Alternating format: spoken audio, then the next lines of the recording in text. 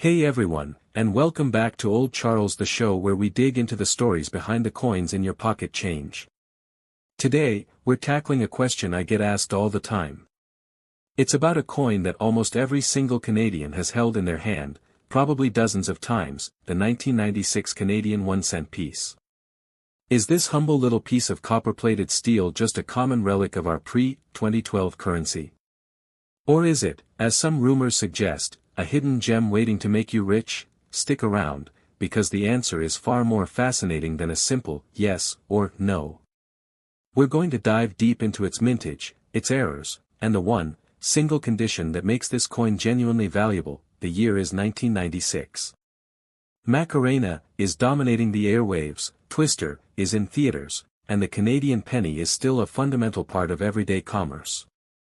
But this penny was already a shadow of its former self. Prior to 1997, our pennies were made from 98% copper.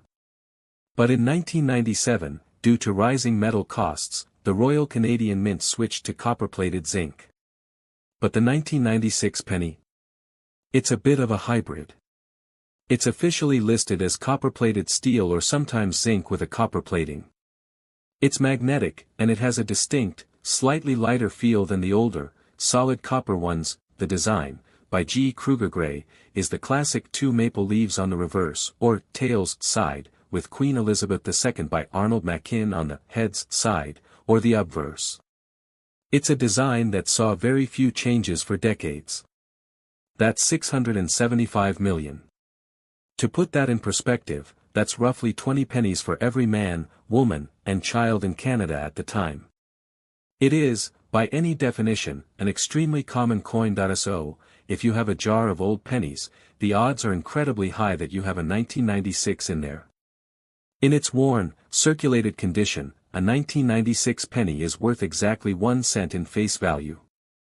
And since it's been withdrawn from circulation, its melt value is negligible. So, the rumor that a standard 1996 penny is valuable is a complete myth. But wait! Don't click away just yet. Because this is where the story gets interesting. In the world of coin collecting, value is almost never about the date alone. It's about condition and variety. For the 1996 penny, the only versions with significant value are those in pristine, untouched, gem-quality condition. A penny that's been in your pocket or jar for 25+ years is likely graded as good to very fine. It has scratches, where on the high points of the leaves and the Queen's crown, and its luster is gone. This coin is worth 1 cent. However, a 1996 penny that was saved directly from a mint roll, never handled, and has its original red luster. That's a different story. These are called red pennies in the grading world.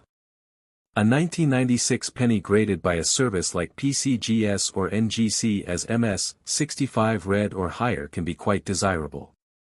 A 1996 penny in MS65 red condition can. Currency that witnessed over a century and a half of Canadian history. Its story is one of changing compositions, iconic designs, economic shifts, and its eventual retirement, marking the end of an era. Before Canadian Confederation in 1867, there was no standardized coinage. The British North American provinces used a mixture of British sterling, Spanish and Mexican dollars, and tokens issued by private banks and merchants. The need for a unified, decimal-based currency system was a key driver for the new Dominion of Canada. The first official Canadian decimal coins were introduced in 1858, during the Province of Canada era, modern-day Ontario and Quebec. The 1-cent coin was a large, heavy coin, minted in England by the Royal Mint. The obverse, heads, featured a portrait of Queen Victoria, while the reverse, tails, featured a wreath of maple leaves. Composition ***. It was struck from 100% copper and was a substantial coin, weighing 4.54 grams with a diameter of 25.4 millimeters. This large size earned it the nickname large cent. Mintage ***. These early cents were produced sporadically until 1876. After Confederation, the Canadian government continued minting the large cent. The design evolved slightly over the years, with new portraits of Queen Victoria and adjustments to the reverse wreath. The composition remained solid copper. Its significant size and weight made it a tangible and durable piece of money, but also costly to produce. That a major change occurred in 1920, driven by the soaring price of copper after World War. The size change ***. The coin was dramatically reduced in size to the 19.05 mm diameter we are familiar with today. The design change ***. The reverse featured a new, iconic design by W.H.J. Blakemore, two maple leaves wrapped around the word Canada. This is often called the wheat penny by collectors, though the stalks are maple. Composition change ***. It was now made of 95.5% copper and 4.5% tin and zinc, a bronze alloy that was cheaper than pure copper. This composition would remain standard for decades. In 1937, a new design regime began under King George VI. The reverse was redesigned by G. E. Kruger Gray to feature a rocky maple twig with two leaves. This elegant and distinctly Canadian design replaced the previous one. With the accession of Queen Elizabeth II in 1952, new coinage was prepared, the definitive design, 1953 to 2012 ***. In 1953, the reverse was redesigned by G. E. Kruger Gray into the classic, twin maple leaves, design that became one of the most recognizable images in Canada. It featured two stylized maple leaves on a single stem, with the word Canada above and the denomination 1 cent below.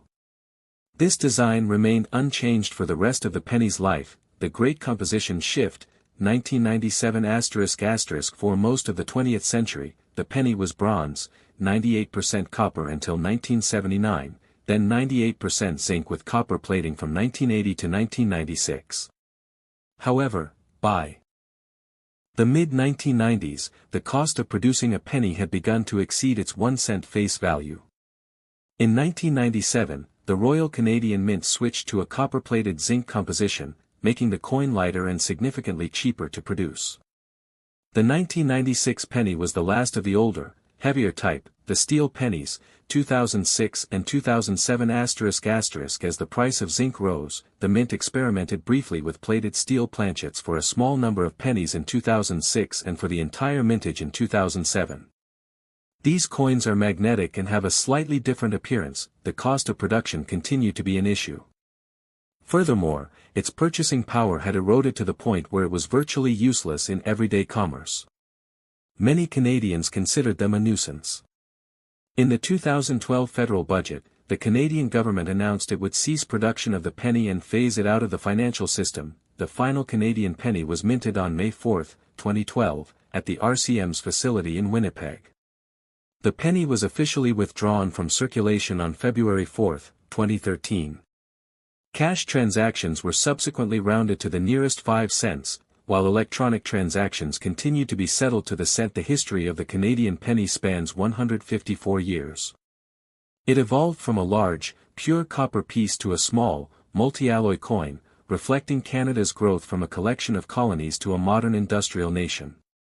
Its most famous design, the twin maple leaves, is etched into the memory of generations of Canadians.